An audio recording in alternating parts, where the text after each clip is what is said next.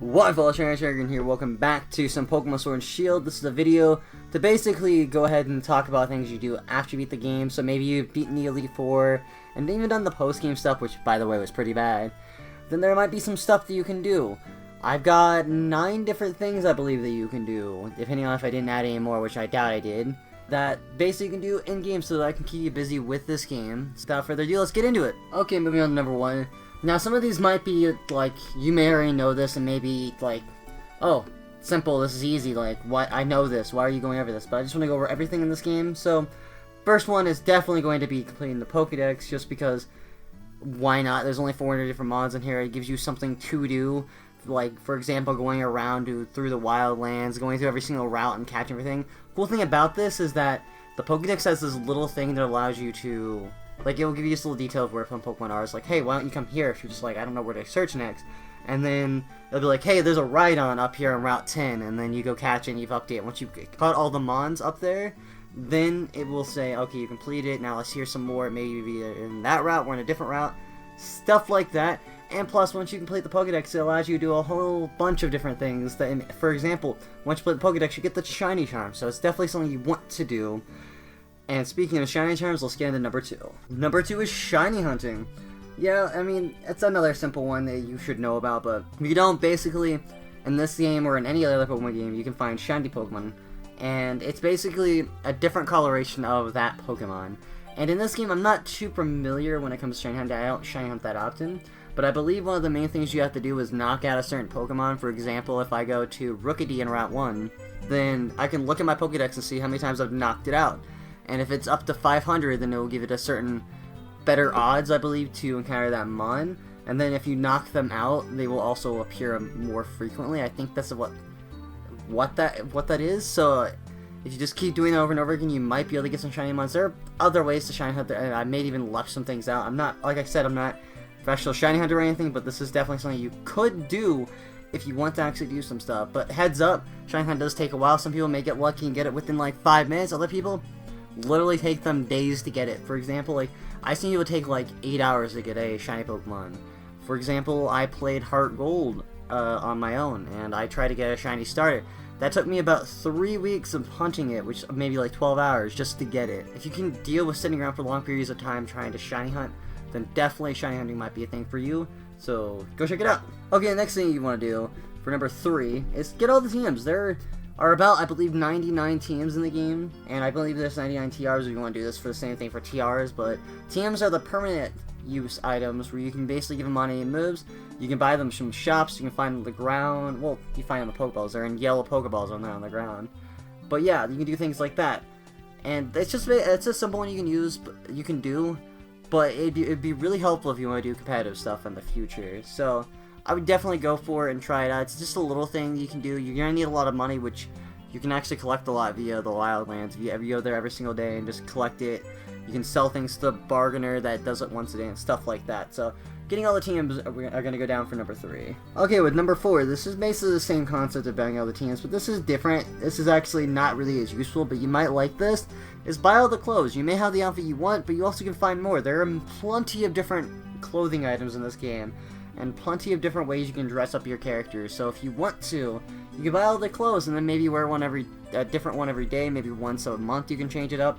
For example, if you do videos on YouTube about Pokemon, you could change it up every single time or every now and then on your videos if you're doing things like shiny hunting, if you're doing things like competitive battling, stuff like that. So getting all the clothes could be nice. I believe there are like 4 or 5 different stores you can look through, and there might be some other things where you can buy them too, like for example the competitive uniforms for gyms. That's what you can buy.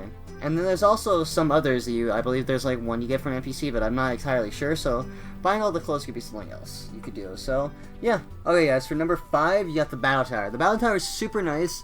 It's pretty hard though, so just saying before you get into that, I think it's pretty hard. You may not think it, but basically you go in there with 3 Pokemon and you climb a tower. And I believe how it works is that you rank up, you get things, and then once you get to the top, you get a boss fight with Leon. Now, why would you want to do the Battle Tower besides just battling everybody?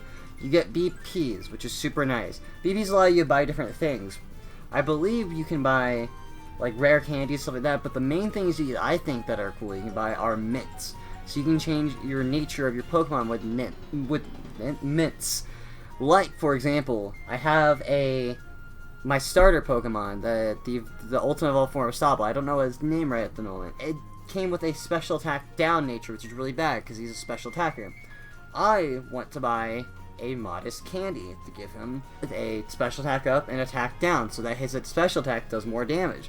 It's super good for competitive if that's something you want to do. So grinding up the Battle Tower might be something worthwhile for you to do. So the Battle Tower goes in at number 5. Number 6 is a little different one, actually. I think this is kind of cool, but it's all depending on if you like this. So in Pokemon Sword and Shield, a brand new thing they added in this game was camping. And one of the things you can do in camping is the curry deck. There are, I believe, 100 different curries that you can make in this game. So if you want to challenge yourself to do it, this isn't Pokemon or anything really that you're doing, it's really just your cooking. Try completing the curry decks. Make all 100 curry decks, like curry, that you can make. And it's kind of fun, actually. So I would recommend giving it a try, and yeah, completing the curry decks comes in at number 6. Number 7 is rebattling all the gym leaders. You don't really rebattle them, per se, at your own gym leaders, or at their own, like, stadiums, but you go to the league. You know, the in-game where you battle Leon and stuff like that. Basically how it works is that you can actually start a tournament, and then everyone gets, like, people get to come in at random between, like, the gym leaders, Hop, and I believe Mari and stuff like that. Marnie, I should say. But if you invite somebody, for example, if you invite Nessa, then the last battle that you have will always be against Nessa. You're guaranteed one of the gym leaders that you want to, or one of the rival if you really want to, at the end of the league. So, honestly, I do recommend doing it because it gives you money. And actually, if you complete it, you get yourselves a star piece. So you can do that for raids and stuff like that. So I definitely recommend doing that. At number 8, competitive battling. Yes, I know we talked about this a little bit in this video, but competitive battling is basically for anyone who does take Pokemon a little bit more seriously, someone who wants to go play against others online, and just have a grand old time just seeing if they can outwit or outsmart the other player, I guess you can say. Not entirely sure how competitive battling goes or what really drives people to want to play. I want to get into it, but I'm not good at it or not big into it, but competitive battling is something good. There are plenty of things that can help you get into it. You gotta worry about held items, you gotta worry about what moves your Pokemon has, you gotta worry about natures, which is the reason why I brought up mints.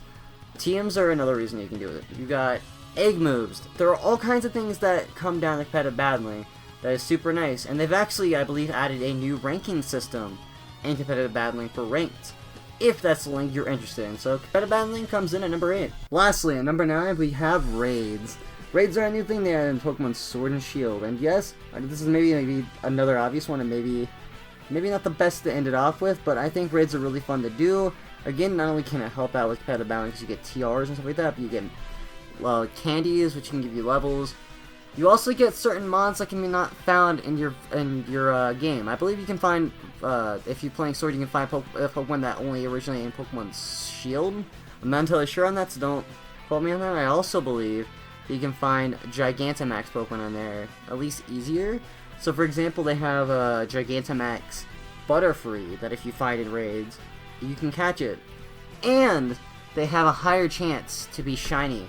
But you gotta be careful because you only get one chance to catch it. So if you find a shiny, let's say Butterfree, you may miss out if it just breaks out, which kind of sucks. So, but if you like the extra risk, I would definitely say go for it. But yeah, comes in at number 9. Okay guys, thanks for watching this video. Now those are 9 different things you can do after you beat the game. There are plenty of other things you can actually do once you beat a Pokemon game, so don't just look at those. You have all kinds of things. You can even redo the games with like a Nuzlocke challenge or any other types of things you can do. So be creative, find different ways to play the game. If you really enjoy Pokemon and you want to do other things, then go for it. But if you want to do it with in-game stuff in mind, these are the best things you can do. At least in my opinion, I can think of the rest of the things to do in this game. So thank you for enjoying the video, or hopefully you enjoyed the video. But thank you for watching it, I should say. And if you like this video, don't forget to like, comment, subscribe for more Pokemon related content. And not only that, but other Nintendo games that I may decide not to play on this channel. So I'll see you later. Goodbye!